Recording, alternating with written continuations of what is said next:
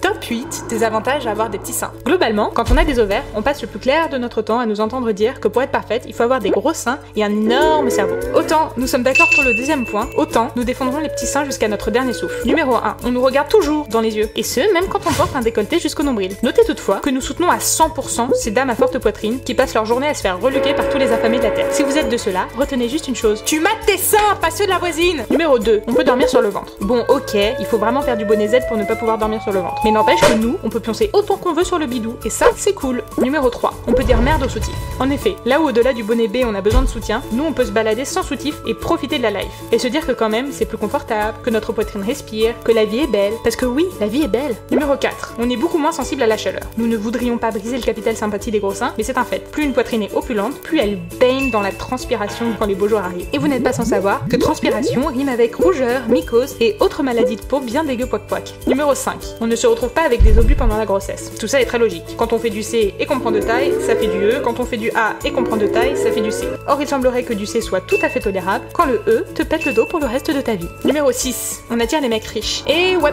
c'est une étude très sérieuse qui le dit. Selon ces gens, les mecs pauvres préféreraient les gros nichons, tandis que les plus aisés auraient tendance à choisir les femmes avec une petite poitrine. On ne peut évidemment que les féliciter et attendre qu'un mec blindé de thunes et beau comme un dieu vienne frapper à notre porte. Numéro 7, la corde à sauter c'est super. Or, quand on a des gros seins, la corde à sauter c'est juste la mort. Et les coachs sont très clairs sur la question. En matière de cardio, il n'y a pas mieux que la corde à sauter. On raconte même que 15 minutes de corde à sauter sont égales à 30 minutes de footing. Et bim dans les dents le footing. Numéro 8, ça ne tombe pas. Enfin, en tout cas, ça tombe moins. Et c'est déjà pas mal. Alors on dit merci papa, merci maman, et on porte ses micro-boobs avec fierté. En revanche, si vous avez des petits seins qui tombent, et bah c'est vraiment pas de bol. Si vous avez de gros nichons et que cette vidéo vous donne envie de me buter, moi et toute ma famille, merci de vous abstenir. Et même si vous vous dites que c'est sûrement une grosse connasse aigrie qui parle, vous pouvez quand même laisser un gentil commentaire, comme celui-ci, celui-là, ou encore celui-ci.